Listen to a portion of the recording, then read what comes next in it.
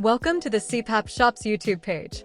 Learn how to disassemble and reassemble the Fisher and Paykel Nova Nasal Mask in this video. To disassemble the Nova Nasal, first start by removing the cushion and pulling it away from the frame.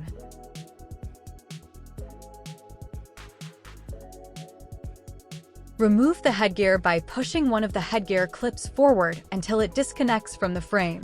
Repeat on the other side.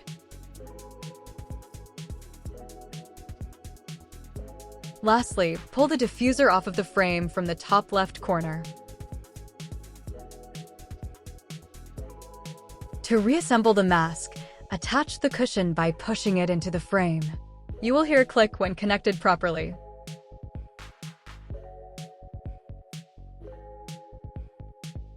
Attach the headgear by aligning both headgear clips to the frame and pull back.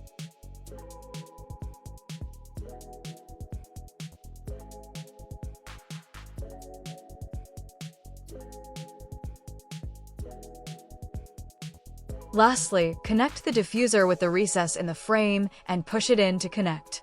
Your mask is ready for use again.